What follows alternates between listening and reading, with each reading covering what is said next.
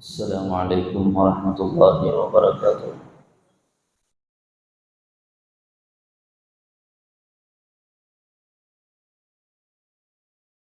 الحمدللہ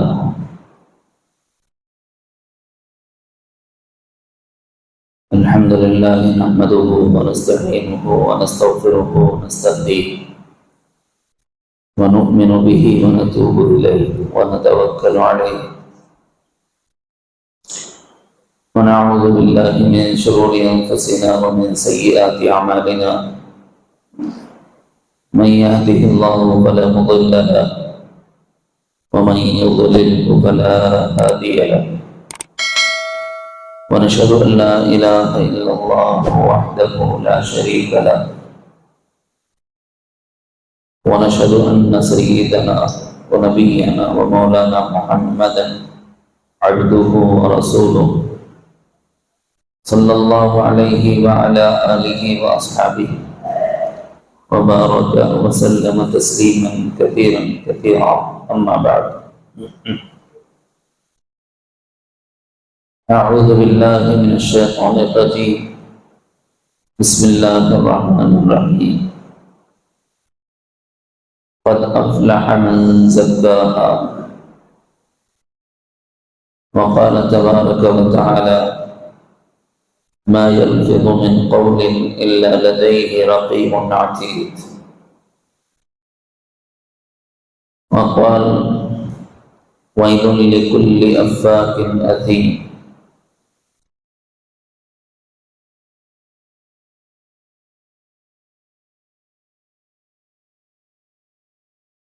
صدق اللہ العظیم۔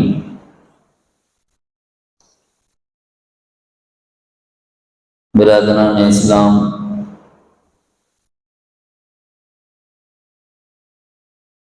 گزشتہ دو مجلسوں میں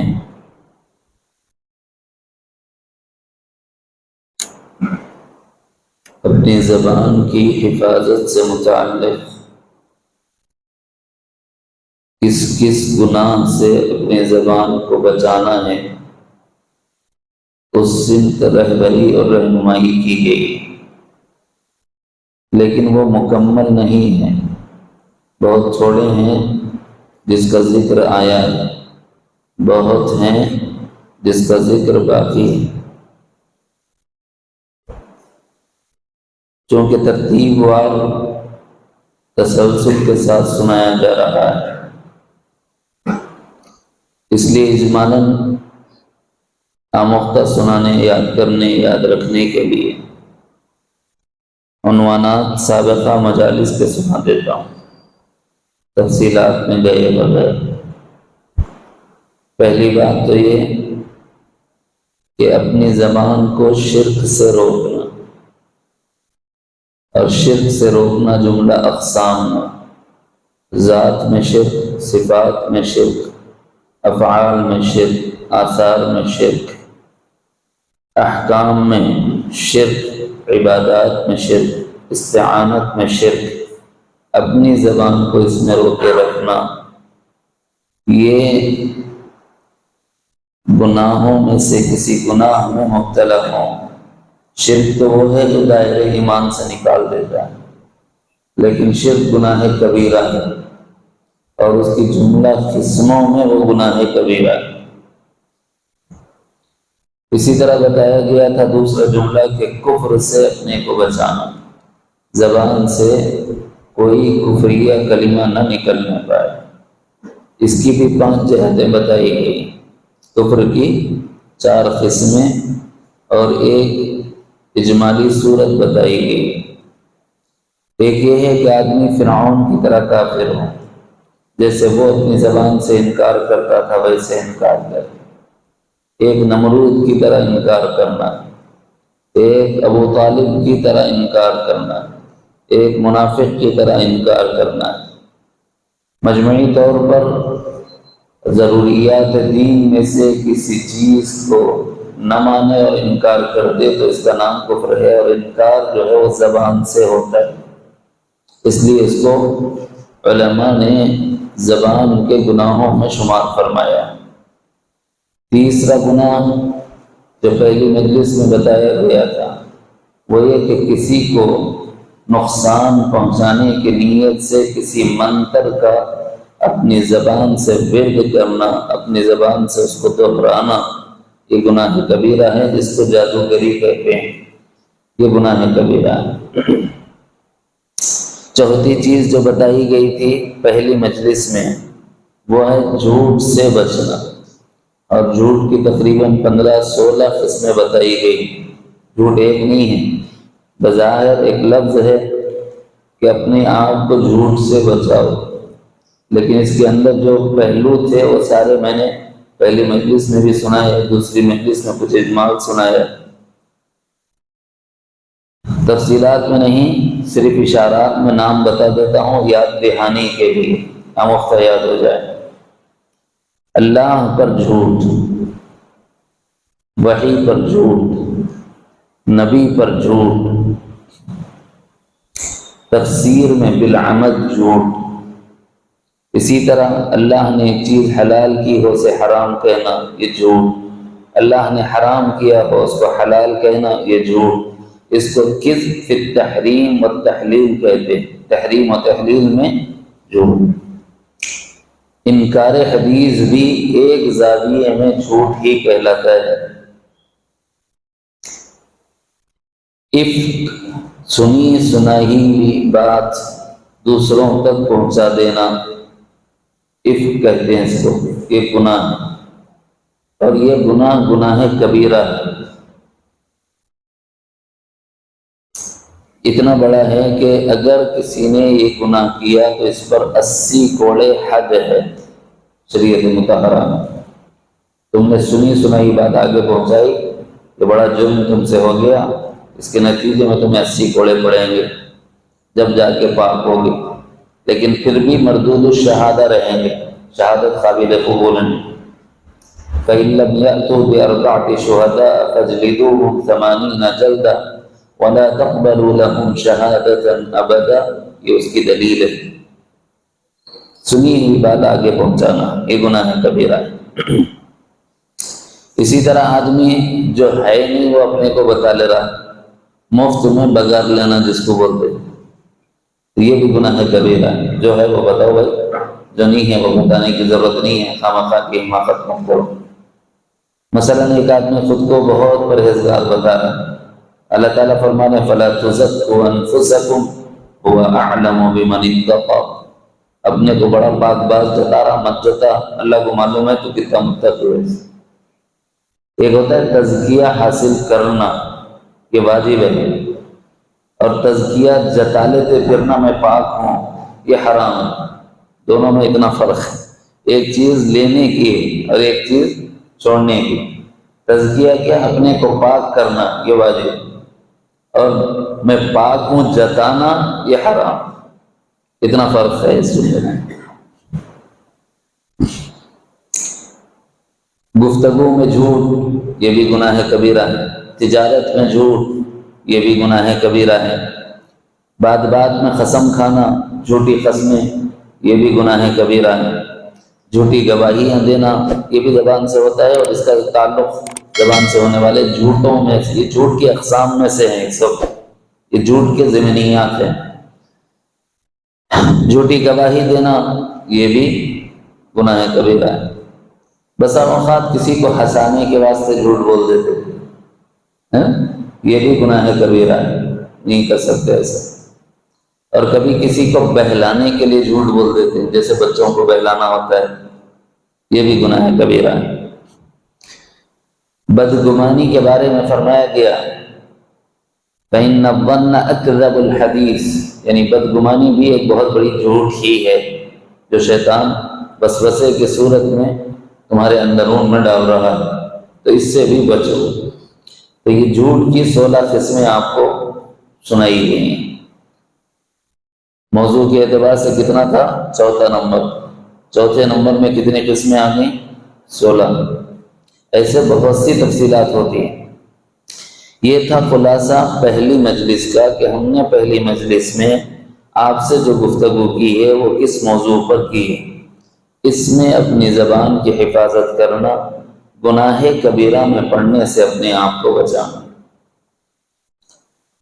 دوسرا عنوان رہتا ہے جو دوسری مجلس کا عنوان تھا، اس میں بھی بہت سی باتیں آ گئیں جو گناہ زبان سے ہوتے ہیں، اس کا تعلق اسی سے ہے۔ بھائی ماں باپ سے زبان درازی سے بات کر سکتے ہو؟ نہیں کر سکتے۔ کیوں نہیں کر سکتے؟ قرآن کہتا ہے وَقُلْ لَهُمَا قَوْلًا كَرِيمًا، جب ان سے بات کرو تو نرم بات کرو۔ لیکن اگر قرآن کی اس آیت کے خلاف کرو گے تو آیت کے خلاف کرنے کی وجہ سے وہ گناہ کبیرہ شمار ہوتا ہے۔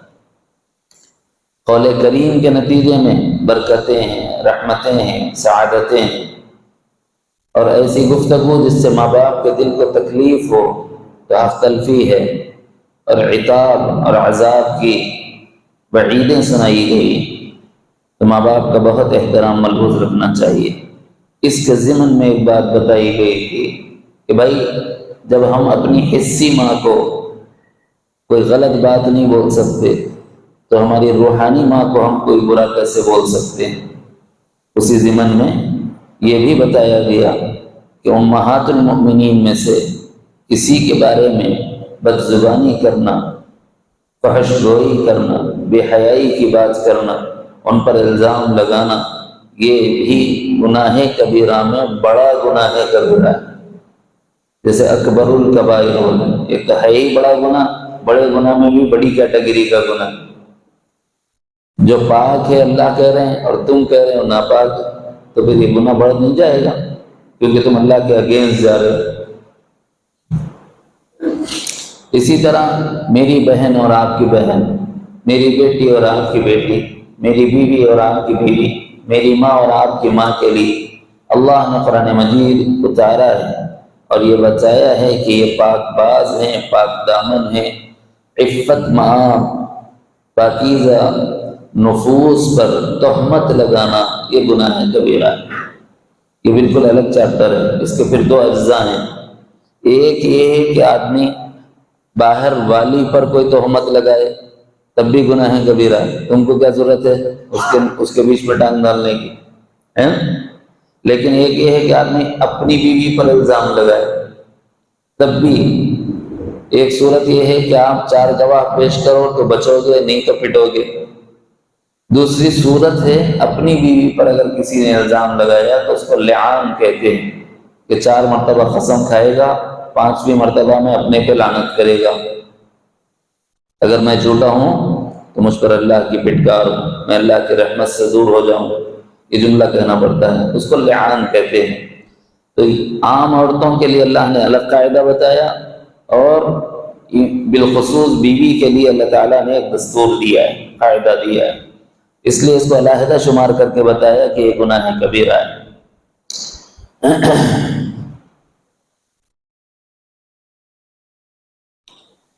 اس کے بعد زبان سے ہونے والے گناہ کبیرہ میں کسی کو برا بھلا کہنا، کسی کو بھی XYZ جائز ہے، ضرورت ہی نہیں ہے بھائی، کوئی بھی جا رہا تو آپ اس کو گالی کیسے دے سکتے ہیں؟ کوئی بھی جا رہا تو آپ اس سے لڑ کیسے سکتے ہیں؟ کسی کو بھی گالی نہیں دے سکتے، برا بھلا نہیں کہہ سکتے، کسی سے لڑ نہیں سکتے، جھگڑ نہیں سکتے۔ اس کے کچھ ضمنیات ہیں۔ عام حالتوں میں کسی سے بھی گالم گلوچ کرنا یہ پسندیدہ نہیں۔ یہ اتنا بڑا گناہ ہے کہ اللہ کی نظر سے وہ قوم گر جاتی ہے جو زبان بد کلامی کرتی ہے، فحش گوئی کرتی ہے، گالم گلوچ کرتی ہے۔ اللہ کی نظر سے جو گر جائے پھر اسے کون اٹھائے گا؟ تو گالی گلوچ سے اپنے آپ کو بچانا، لڑائی جھگڑا نہ کرنا، یہ دوسرا گناہ کبیرہ ہے۔ ایک ہے خالی زبانی بات چیت ہو گئی، بات آگے نہیں پڑی، لیکن اس میں تو میں ہو گئی اور بات اتنی آگے بڑھ گئی کہ آپ ماں کو بھی گالی دے رہے ہیں، باپ کو بھی گالی دے رہے ہیں، تو یہ اندر تک بیچ میں چلے گی نا، تو یہ لڑائی پیدا کرنے والی بات ہو جاتی ہے۔ تو زبان واسطہ بنی ہے باطناً لڑائی کا، اس واسطے اس کو گناہ کبیرہ لڑائی جھگڑا کہلایا۔ پھر فرمایا کہ جب مسلمان کے ساتھ آپ زبان درازی نہیں کر سکتے، ٹیڑھی بات نہیں کر سکتے، کسی مسلمان کو کیسے تکلیف دے سکتے ہو؟ عام آدمی کو تکلیف نہیں دے سکتے تو مسلمان کو تکلیف دینا اور بڑا گناہ ہے۔ اور اگر وہ مسلمان پڑوسی ہو جائے، اب یہ پڑوسی ہونے کی 4 قسمیں ہیں۔ ایک قسم یہ ہے کہ آپ کا رشتہ دار ہے اور مسلمان ہے اور پڑوسی ہے، 3 حق واجب ہوگی۔ ایک یہ ہے کہ آپ کا پڑوسی ہے، رشتہ دار نہیں لیکن مسلمان ہے۔ ایک یہ ہے کہ آپ کا پڑوسی ہے لیکن مسلمان نہیں ہے۔ مسلمان نہ ہونا، پڑوسی ہونا، مسلمان ہونا بھی، پڑوسی ہونا بھی، مسلمان بھی ہے، رشتہ دار بھی ہے، پڑوسی بھی ہے۔ یہ پڑوسی گھر کا ہے، صرف گھر میں نہیں ہوتا پڑوسی، پڑوسی تجارت گاہ میں بھی ہوتا ہے، جہاں آپ کام کرتے ہیں، جتنی دیر آپ کے ساتھ بیٹھ کر کلیگز کام کرتے ہیں، آپ کے ساتھ کام کرنے والے ہوتے ہیں، وہ آپ کے پڑوسی ہیں، ان کے ساتھ بھی بد زبانی نہیں کر سکتے، بد کلامی نہیں کر سکتے۔ اتنا شریعت مطہرہ ہمیں بتاتی ہے کہ اپنی زبان کو کنٹرول کرنے کی ضرورت ہے۔ اس سے بڑھ کر بری بات کیا ہے؟ اس سے بھی بڑا گناہ کیا ہے تو آدمی مسلمان لیکن آدمی کافر کہہ دے کسی کو، بڑا گناہ ہو گیا نا۔ گالی دینا اگر آپ چھوٹا سمجھ لیں تو کفر بکنا، کسی کو کافر قرار دے دینا، یہ اس سے بڑا گناہ ہو جائے گا۔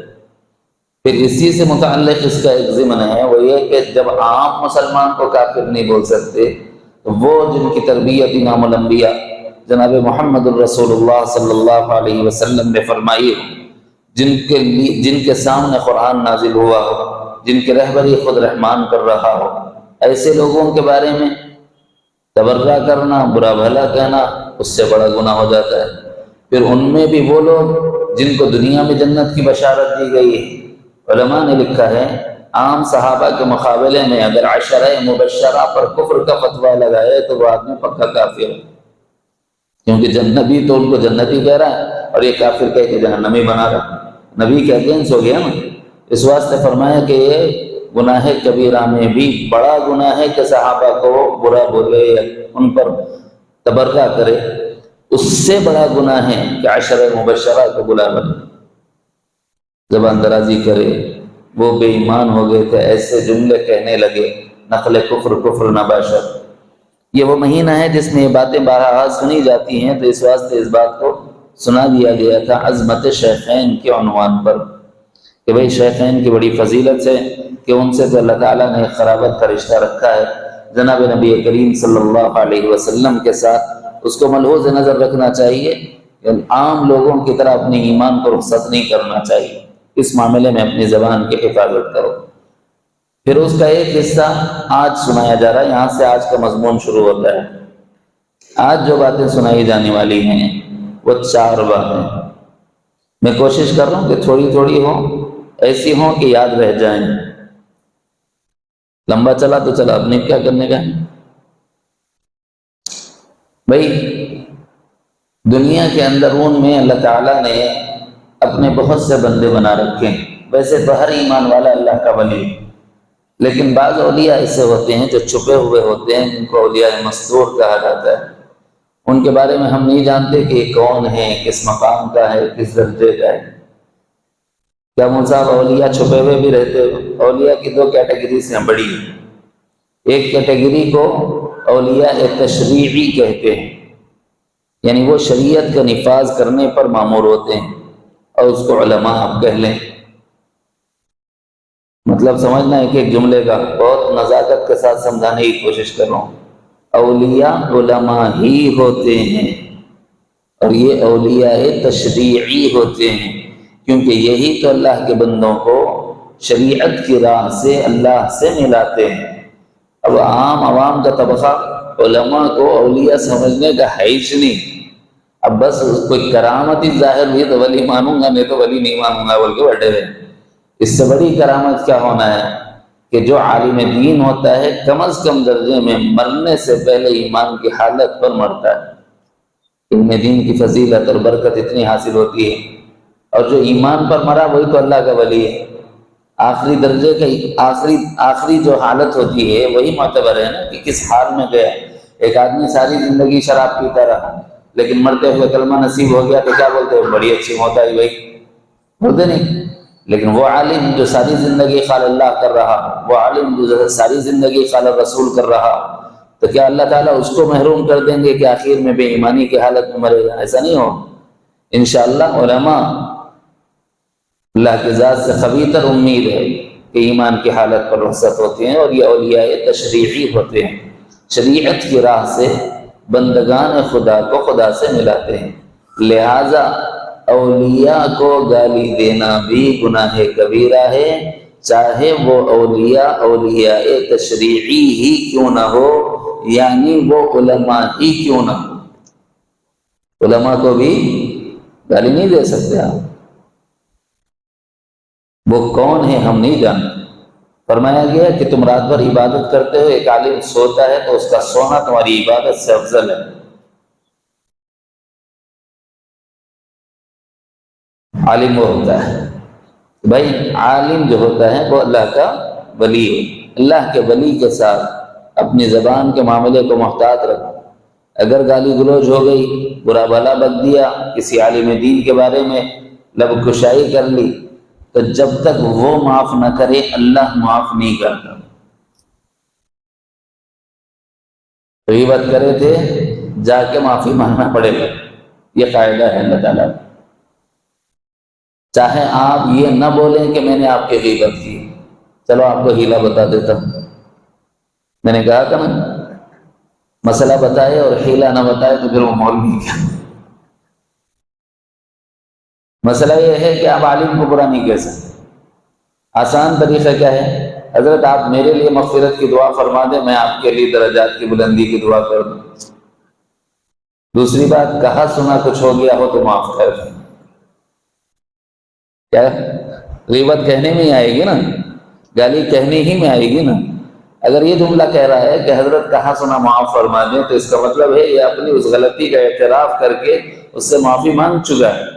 اب عالم کا کام ہے کہ درگزر سے کام لے، اگر درگزر سے کام نہیں لے گا تو پھر لوگ بکھر جائیں گے اور دین و شریعت سے دور ہو جائیں گے۔ علماء کو چاہیے نرمی اور معدت اختیار کریں، ملاطفت اختیار کریں۔ یہ ہے ہیلا، بولنے کی ضرورت نہیں ہے، کیا بولے سو اتنا بول دو کہا سنا معاف کر دیجیے، آپ میرے لیے مغفرت کی دعا کیجیے، میں آپ کی درجات کی بلندی کی دعا کرتا ہوں۔ ایک ہے اولیاء تکوینی، کچھ اولیاء ایسے ہوتے ہیں کہ اللہ تعالیٰ نے ان کو چھپایا ہوا ہے، ان کے بارے میں کوئی جانتا ہی نہیں۔ اولیاء تحت خبائی لا يعرفهم غیری، بعض اللہ کے ولی ایسے ہیں اللہ نے ان کو اپنی چادر میں چھپا لیا ہے اور ان کو کوئی جانتا ہی نہیں کہ یہ اللہ کے ولی، اور یہ بھی نہیں جانتا کہ وہ کس درجے اور کس مقام کے ولی۔ درجات ہیں نا ان کے، بہت سے درجات ہیں، افتاب ہیں، اقواس ہیں، ابدال ہیں، اوتاد ہیں، اخیار ہیں، ابرار ہیں، مجبا ہیں، نقبا ہیں، فہرست ہے ایک لمبی چوڑی۔ تو یہ اولیاء چھپے ہوئے ہیں، دکھ نہیں رہے۔ تو ان اولیاء کے معاملے میں اپنی زبان کی حفاظت کرو کہ اگر تم نے کسی ولی کو تکلیف دے دی تو اللہ تمہیں نہیں بخشے گا۔ حدیث قدسی ہے، من عادى لي وليا فقد آذنته بالحرب، من عادى لي وليا فقد آذنته بالحرب، جو میرے ولی کو تکلیف دے گا نا میں اس کو اس کے ساتھ اعلان جنگ کرتا ہوں۔ اب یہ جتنے دماغ پھرے ہوئے ہیں نا لوگوں کے، اس کی بنیادی وجوہات میں سے ایک وجہ یہ ہے، عام لوگوں کو بھی ہم عام آدمی سمجھتے ہیں۔ بھائی عام آدمی کو بھی عام مت سمجھو، انہیں اللہ کے نزدیک کیا مقام رکھ رہا ہے نہیں معلوم، ہو سکتا ہے عوام میں اللہ کا کوئی ولی۔ کسی کے ساتھ برا مت کرو، اگر وہ اللہ کا ولی نکل گیا تو اپن تو پٹ گئے، ایسے پٹیں گے کہ پھر قدم رکھنے کو بھی جگہ نہیں ملے۔ کیونکہ اللہ کے ساتھ اعلان جنگ کر کے کون بچا جو ہم بچیں گے؟ قوم عاد نہیں بچی، قوم سمود نہیں بچی، اصحاب ایکا نہیں بچے، اصحاب مدین نہیں بچے، جی ہم بچ جائیں گے اللہ سے مقابلہ کر کے؟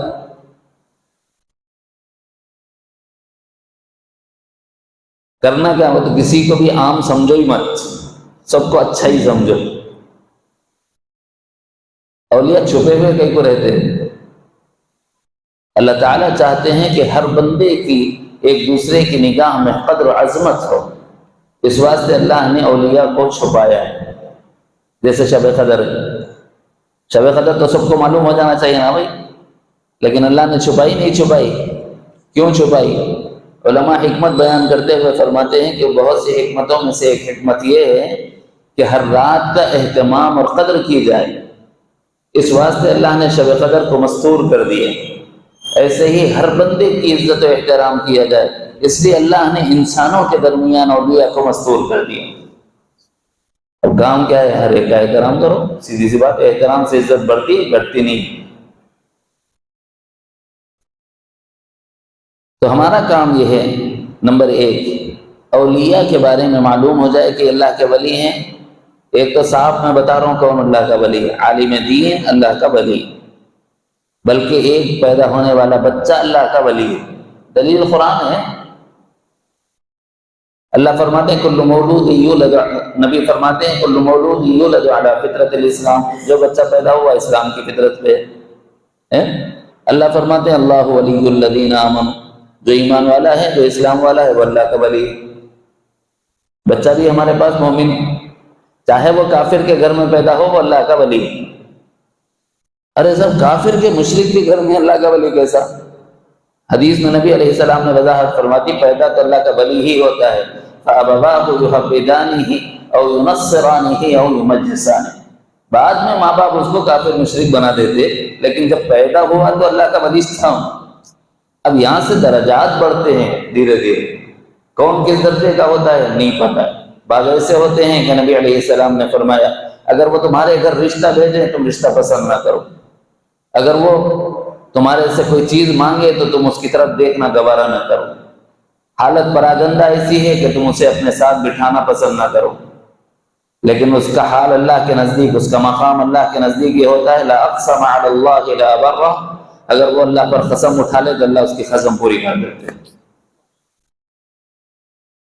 تو یہ اولیاء جو چھپے ہوئے ہیں بھائی ان کا بھی احترام ضروری، وہ اولیاء جو علم شریعت کے حاملین ہیں، وہ علماء، ان کا بھی احترام ضروری ہے۔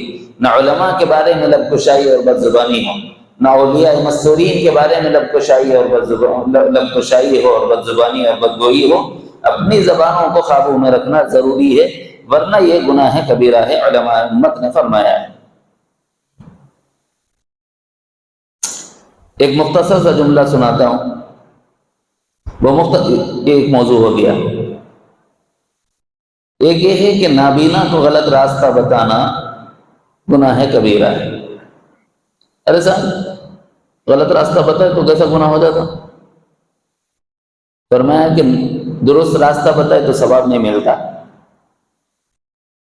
حدیث میں نبی علیہ السلام نے بہت سی نیکی کی اور صدقے کی قسمیں بیان فرمائی ہیں، اس میں ایک قسم یہ بیان فرمائی ہے کسی کو راستہ دکھا دینا بھی صدقہ ہے، کسی کو راستہ بتا دینا بھی صدقہ ہے۔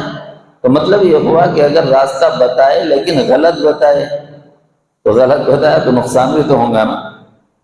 نماز پڑھا ثواب ملتا نہیں پڑھ، نماز نہیں پڑھا چکائی ہوتی نہیں ہوتی، سمپل ہے بھائی، سیدھا راستہ بتاؤ ثواب ملے گا، نہیں بتاؤ تو گناہ تو نہیں ہے، لیکن غلط بتاؤ تب گناہ ہو جاتا ہے۔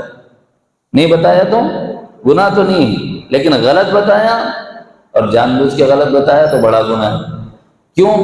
اس لیے کہ اللہ نے تمہیں ایک نعمت عطا فرمائی، دی بے بینا، دیکھنے کی صلاحیت، یہ تمہارے باپ کی جاگیر نہیں تھی، اللہ کی دی ہوئی نعمت تھی۔ اس نعمت سے تم نے فائدہ اٹھا کر راستوں کو پہچانا ہے، لیکن جب تمہیں راستہ مل گیا، اب اس راستے کے ملنے کے بعد ایک وہ آدمی جو محروم ہے بینائی سے، اگر وہ تم سے راستہ دریافت کرتا ہے، تم اس کے ساتھ کھیل کرنے کے لیے، مذاق کرنے کے لیے اس کو غلط راستہ بتا دیتے ہو۔ ایسا ہوتا ہے بعض وقت، نوجوان بچے کھیلتے رہتے، بیچارہ کون تو بھی اندھا آدمی جاتے جاتے اگر پوچھ لیا ذرا راستہ بتاؤ بولے تو الٹا بتا دیتے، انہیں بھٹک گیا تو ہنستے، اپنی جی کی خواہش کے لیے۔ کبھی ایسا کوئی ایک آدھ نیک فطرت بھی ہوتا، انہیں بولتا ارے یار معذور آدمی ہے، اس کے ساتھ مذاق نہ کرو، وہ اچھا آدمی ہے ان سب میں، ایسا ہوتا نا۔ غلط راستہ بتانا یہ گناہ کبیرہ ہے۔ اسباب ظاہر میں جو مادی آنکھ سے محروم ہے اس کو غلط راستہ بتانا اگر گناہ کبیرہ ہے، تو وہ آدمی جو شریعت کے معاملے میں اندھا ہے اور اس کو صراط مستقیم نہیں مل رہی ہے، تو اس کو سیدھا راستہ بتانا کیا ہوگا؟ بڑا اجر ہے۔ وَلَكِنْ تَعْمَى الْقُلُوبُ الَّتِي فِي الصُّدُورِ، اس کا دل اندھا ہے، وہ الہ واحد کو نہیں جانتا، وہ نبی مکرم کی شان کو نہیں جانتا، وہ قرآن کو نہیں پہچانتا، وہ صراط مستقیم کو نہیں جانتا، وہ کفر میں پڑا ہے، وہ شرک میں پڑا ہے، وہ نفاق و ارتداد اور بدعات و خرافات میں پڑا ہے۔ تو میرے اور آپ کی ذمہ داری کیا ہے؟ اس کو جتنا ہم جانتے ہیں اتنا درست راستہ بتانا، یہ باطنی بینائی۔ اور اگر غلط راستہ بتا دیے، بدعت کی طرف ڈھکل دیے، رسومات کی طرف ڈھکل دیے، شریعت جس کو پسند نہیں کرتی اس راستے پر ڈال دیے، تو یہ ہے اندھے کو غلط راستے پر ڈالنا۔ دو بانا ہے اس کے، ایک ظاہری آنکھ سے اندھا، ایک دل کی آنکھ سے اندھا۔ ظاہری آنکھ سے جو اندھا ہے اس کو مادی راستہ غلط بتانا گناہ کبیرہ ہے۔ جو دل کی آنکھ سے اندھا ہے اس کو بھی شریعت کے خلاف لے جانا یا شریعت کے خلاف بتانا، یہ بھی گناہ کبیرہ ہے۔ ٹھیک ہے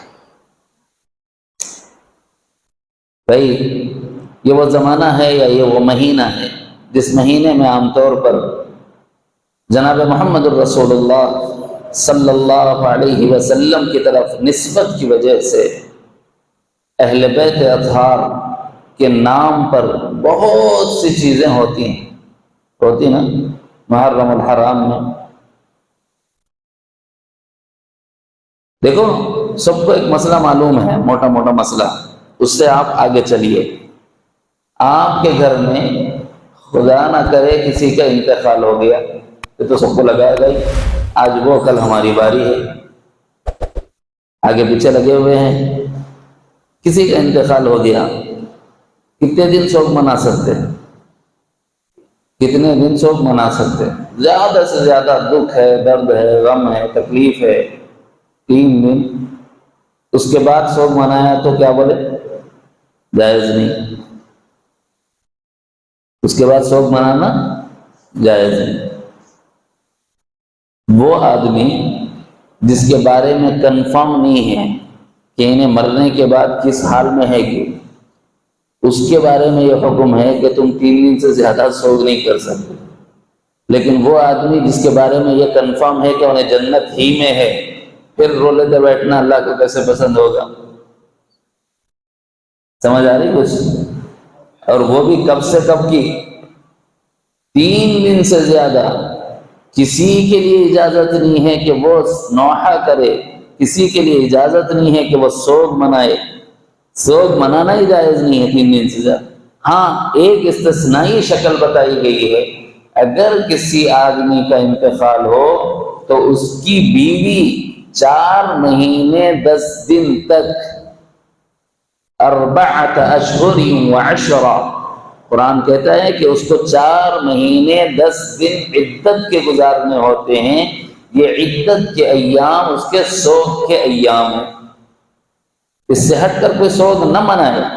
وہ جس سے خوشی اور غمی کا وعدہ تھا کہ خوشیوں میں شریک رہیں گے، غموں میں شریک رہیں گے، فرح کے حالات میں ساتھ رہیں گے، تکالیف اور مشاکل میں ایک دوسرے کا ساتھ دیں گے، جس سے محبت کے عہد و پیمان باندھے ہیں، جب وہ رحلت کر جائے تو کتنی گنجائش ہے عورت کے لیے۔ مرد کے لیے تو وہ بھی نہیں ہے۔ مرد کے لیے اگر بیوی مر گئی تو 3 دن میں ختم، چیپٹر کلوز، دوسرا نکاح کر لے سکتا ہوں، سمجھ رہے ہیں؟ لیکن عورت کے لیے بعض حکمتوں کے پیش نظر کہ سلسلہ نسب کسی کا غلط نہ ہو جائے، ایک مدت بتائی۔ ایک عورت حاملہ ہے تو اس کی جو عدت کی مدت ہے وہ وضع حمل ہے۔ مثال کے طور پر آدمی کا انتقال ہوا، دوسرے دن اس کو اولاد ہو گئی، اس کی عدت آٹومیٹک ختم ہو گئی، اس کی عدت دوسرے ہی دن ختم ہو گئی۔ حالانکہ 4 مہینے 10 دن ہے نا بھائی، لیکن چونکہ وہ امید سے تھی اور 9ویں مہینے میں تھی اور اس کا وقت آ گیا اور اس میں ولادت ہو گئی، تو ولادت ہو جانے کی وجہ سے وضع حمل ختم ہو گئی عدت اس کی۔ سوگ منانے کی زیادہ سے زیادہ جو مدت ملتی ہے وہ یہ ہے کہ 4 مہینے 10 دن عورت کے لیے ہیں۔ اب مجھے یہ بتاؤ کہ سوگ منانا کیا ہے؟ آدمی ان دنوں میں اس شخص کو یاد کرتا رہے اور اس کے لیے مغفرت کی دعا کرتا رہے، اپنی ذاتی خواہشات کو پورا کرنے کے مقابلے میں۔ اصل سوگ اتنا ہی ہے، اصل سوگ اتنا ہی۔ کوئی شادی کرنے کو جی چاہ رہا، 3 دن کے بعد کر لیتا ہوں بھائی، اب بیچ میں فلاں کا غم سے 2-4 ہوں، اگر وہ رخصت ہوئے ہیں ان کے لیے کچھ اثار ثواب کر لوں ایک سوئی سے، 3 دن تک گنجائش۔ وہ کہیں گے راستے انہیں کہاں گیا کہ نہیں معلوم بھائی، اگر اللہ نے اس پر رحم کرنا بلکہ کچھ پڑھ کے بخش رہا ہوں۔ پڑھ کے بخشنے کی ضرورت کس کو ہے؟ ہم لوگوں کو۔ وہ جو بخشائے ہیں ان کو کیا بخشا جائے گا؟ ان کے نام پر سوگ تو چھوڑیے، نوحہ کرنا ہے۔ نوحہ کرنے کا مطلب کیا ہوتا ہے؟ نوحہ کی 2 قسمیں ہیں، ایک نوحہ عملی کہلاتا ہے، ایک نوحہ لسانی کہلاتا ہے۔ نوحہ لسانی یہ ہے کہ اپنی زبان سے شکوہ اور شکایات کے الفاظ زبان سے نکال۔ ایک آدمی رخصت ہو کہ ایک عرصہ بیت گیا، اس کے قصے کو اس انداز میں بار بار دہرائے کہ غم تازہ ہو، یہ ہے لسانی نوحہ۔ نبی نے اس سے منع فرمایا ہے، اس سے منع فرمایا ہے۔ شکوہ اور شکایت نہ ہو۔ اگر زبان سے شکوہ اور شکایت ہوگی تو یہ نوحہ میں داخل ہے۔ نوحہ کی عملی شکل کیا ہے؟ بال نکالنا۔ عملی شکل کیا ہے؟ سینہ پیٹنا۔ عملی شکل کیا ہے؟ اپنے منہ پر ہتھے مارنا۔ یہ سب شکلیں ہیں۔ بعض لوگ ایسا مار لیتے، غم میں نہیں کر سکتے ایسا۔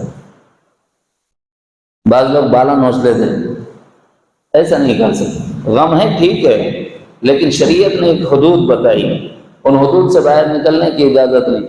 جب خالی بال نہیں کھینچ لے سکتے تو جسم کیسا کاٹ لے سکتے صاحب؟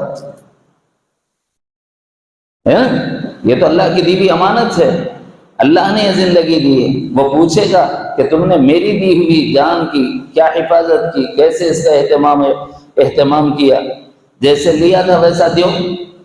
اب سیدھے پہ بیٹھو۔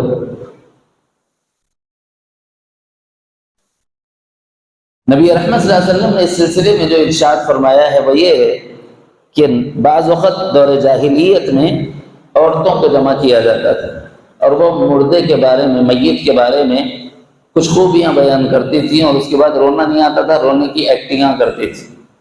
تو نبی نے فرمایا کہ ایسا کرنے والی عورتیں اور ایسا کلام سننے والیاں وہ سب کے سب ناپسندیدہ ہیں۔ اگر انہوں نے مرنے سے پہلے توبہ نہیں کی تو ان پر اللہ کی لعنت ہے، ان پر اللہ کی لعنت ہے۔ لعن رسول اللہ صلی اللہ علیہ وسلم النائحہ والمستمعہ، نوحہ کرنے والیاں اور نوحہ سننے والیاں، یہ ان پر اللہ کے رسول صلی اللہ علیہ وسلم نے لعنت فرمائی۔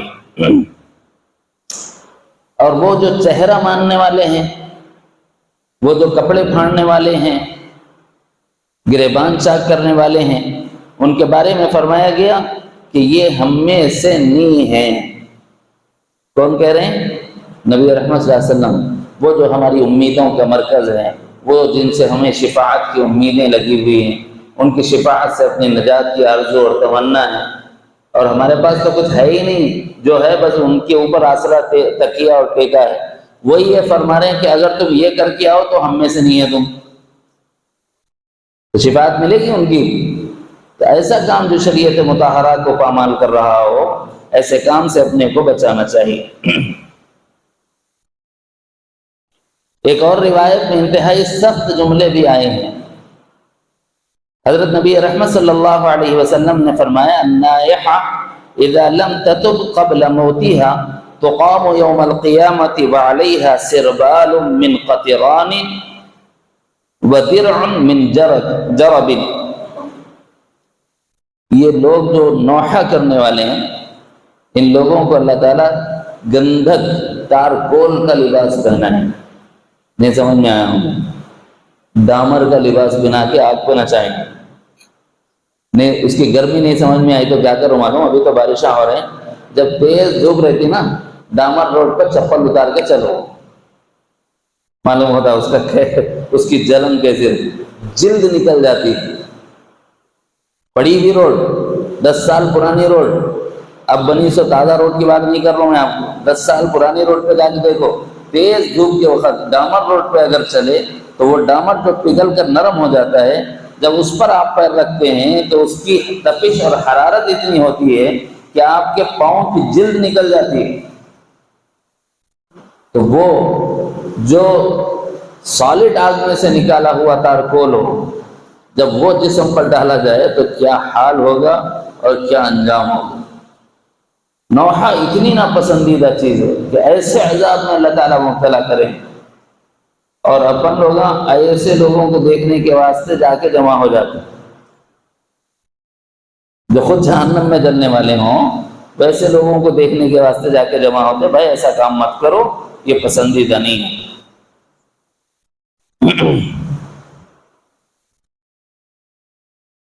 وقت پورا ہو گیا ہے، اسی لیے 3 پر ہی آج بات ختم کر دیتا ہوں۔ سوچا یہ تھا کہ لعنت سے متعلق، چونکہ لعنت و ملامت کی زبان ہی سے کی جاتی ہے، بھائی یہ بھی پسندیدہ نہیں ہے۔ جملہ آج سن لو، تفصیل اس کی آئندہ مجلس میں سناتا ہوں۔ لعنت اور ملامت کرنے والے یہ بھی گناہ کبیرہ کے مرتکب ہیں۔ آج 4 باتیں ہو جائیں گی اس عنوان کے تحت۔ کتنی باتیں آج ہو گئی؟ 4 باتیں۔ نمبر 1، اولیاء کو، پھر ان کی 2 قسمیں بتائیں، اولیاء ظاہر، اولیاء مستور۔ ہمارا کام یہ ہے کہ ان میں سے کسی کو برا نہ کہیں، گالی گلوچ نہ کریں، بد کلامی اور بد زبانی نہ کریں، اور اسی طرح